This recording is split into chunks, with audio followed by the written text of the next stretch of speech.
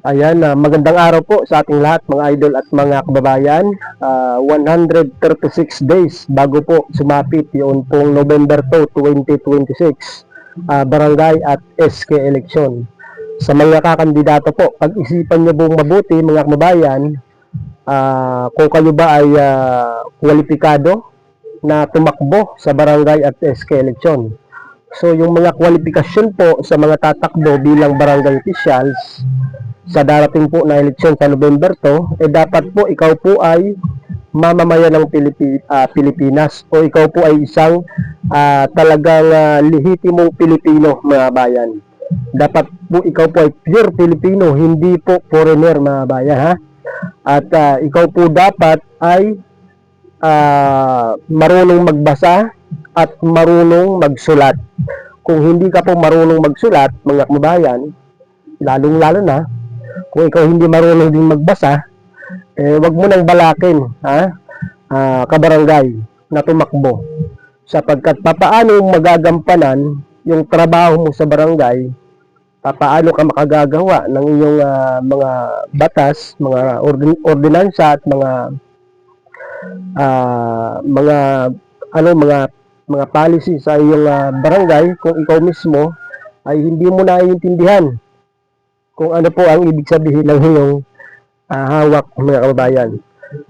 Kaya nagbigay po mga kababayan, ito pong Commission of Elections, nagbigay po ng babala doon po sa mga kakandidato sa barangay at SK election. Katulad po ng paggamit ng pondo ng barangay. COMELEC nagbigay ng babala sa mga kakandidato sa barangay at SK election 2026 kaugnay ng paggamit ng pondo ng barangay. Marunong ka bang gumamit ng pondo ng barangay mo? Saan mo ba ito gagamitin? Alam mo ba kung paano ito gagamitin? Ito po ay may kaugnayan sa darating po na eleksyon ha mga bayan. Nagbigay ng babala sa mga kakandidato sa BSK 2026 kaugnay ng paggamit ng pondo ng barangay at maagang pangangampanya. Ibig sabihin po mga kababayan ay dapat maging maingat po yung mga aspirants, mga nagbabalak na kumandidato. Lalong-lalo na kung ikaw po ay maagang nangangampanya. Bawal po yun mga kababayan ha, yung premature campaigning na tinatawag. Ikaw po ay pwedeng ma-disqualified ng Commission on Elections kapag ka ikaw po ay nangampanya agad sa araw at oras na hindi po itinakda ng COMELEC. Ito po, nagbigay ng babala ang Commission on Elections sa mga kakandidato sa darating na barangay at sangguniang kabataan elections BSK 2026 na mahigpit nitong babantayan ang paggamit ng mga kagamitan gaya po halimbawa ng service ng barangay, yung nagpapatrol at pondo ng barangay. Nako, lalong-lalo na yung pondo ng barangay kung gagamitin mo para ikaw ay magpapugi sa inyong mga kabarangay, bawal na bawal po yan mga kababayan. Nagagamitin mo sa iyong pangangampanya yung pondo ng barangay. Okay, ito pa po.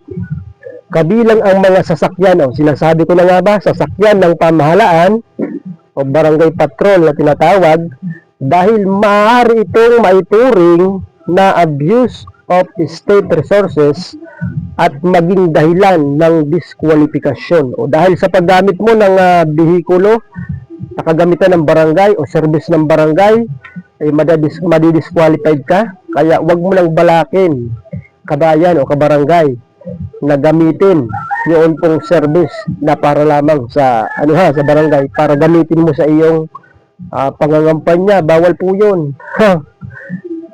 Ito pa po mga kababayan, bukod dito, ipinagbabawal din ang pamimigay ng anumang uri ng ayuda 10 araw bago ang halalan. Ibig sabihin mga kababayan, halimbawa may ayuda yung barangay, tapos yung gagamitin mo para magpapugi ka, bawal po yan 10 days before the election. Ibig sabihin mga kababayan, Halimbawa, may ayuda sa barangay na ipamimigay sa inyong mga kabarangay, pero 10 days na lang before yung election, ay wag mo nang balakin. Mag-ano ka na lang, mag-utos ka na lang kung sino yung dapat utusan na pagkakatiwalaan para ipamigay yung mga ayuda sa barangay. Ikaw mismo yung abot, bawal po yun. Sabi ng Commission ng Elections, 10 days before the election. Ito pa po, mga kababayan. Ang pwede lang pala, yung burial assistance. Pwede kang, pwedeng ipamigay yung burial assistance. Ayon kay Chairman George Garcia, hindi papayagan ng komisyon ang paggamit ng pondo o resources ng pamahalaan. Ito po yung mga service, yung mga resources, service ng barangay. Para lamang paboran ang ilang kandidato. Kaya hinihikayat din ito ang mga tatakbo na bantayan at i-report sa mga o sa COMELEC ang mga paglabag ng kanilang mga kalaban. Nako, dito po nagkakaroon ng mata. Nadodoble yung mata o natitriple yung mata ng ating pong mga kakandidato. Talagang babantayan po nila yung kanilang mga kalaban. Kunting galaw lang na mali ng kanilang kalaban, talagang i-report nila yan. Yan yung pagkakataon po nila. Para yung kanilang kalaban ay pag nakagawa ng mali, sirbol. Pasok sa COMELEC. Talagang isusumbong sa COMELEC. Kaya mag-ingat po yung mga kakandidato. Kunting pagkakamali nyo lang, nako, sigurado may i-report yan sa Commission ng Elections.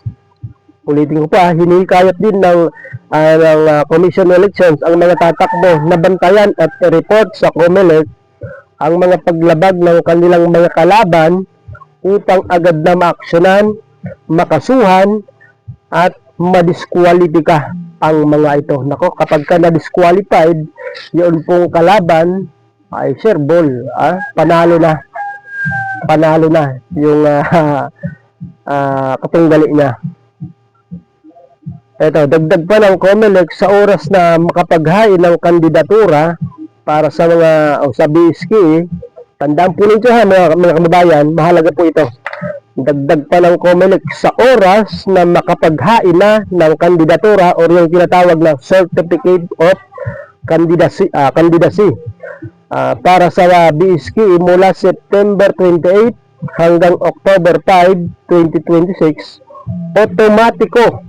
otomatiko nang ituturing na kandidato ang mga naghain dahil manual ang gagamiting sistema ng eleksyon. Opo, tama po yun sapagkat iba po yung tawag dito, iba po yun pong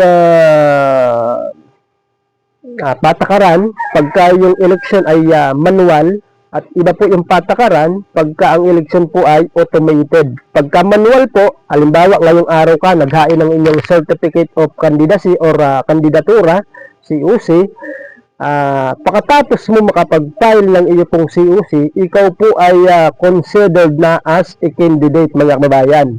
Kaya mag-ingat po pagka ikaw po ay nakapag-file na ng iyong kandidatura, bawal ka na magbigay ng kung ano-ano sapagkat ikaw po ay itinuturing na isang ganap na kandidato matapos mong makapag-file ng iyong Certificate of Candidacy, mga kababayan.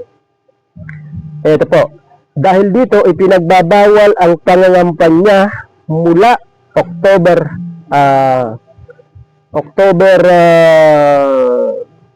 6 hanggang 21. October 6 hanggang 21, kabilang ang paglalagay. Ang alam ko ay September 28 hanggang October 21, bawal po mangampanya. Kabilang ang paglalagay ng posters, pamimigay ng anumang bagay at iba pang aktibidad na maituturing na pangangampanya ng maaga ayon sa COMELEC.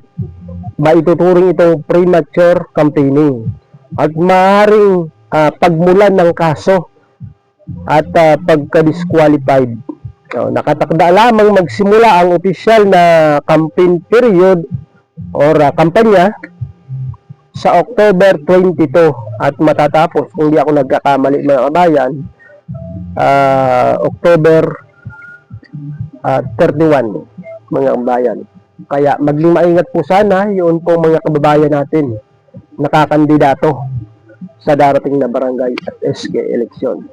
Inuulit ko po pagka kayo ay nakapag-file na ng COC, bawal na ho kayong mamigay ng kung ano-ano. Sapagkat yan po ay maituturing na premature campaigning o maagang pangangampanya. Ang COMELEC po nagtakda ng mga petsa kung saan doon lang dapat tayo mangampanya. From, ano nga ba yun? From October 22 hanggang October 31, dun po yung araw ng kampanyahan mga kababayan. Okay, so good luck na lamang po sa ating pong mga kabarangay nakakandidato sa barangay at SK election sa darating na November 2, 2026. Hanggang dito muna yung ating update mga kababayan. Maraming salamat po sa inyong panonood at magandang araw po sa ating lahat.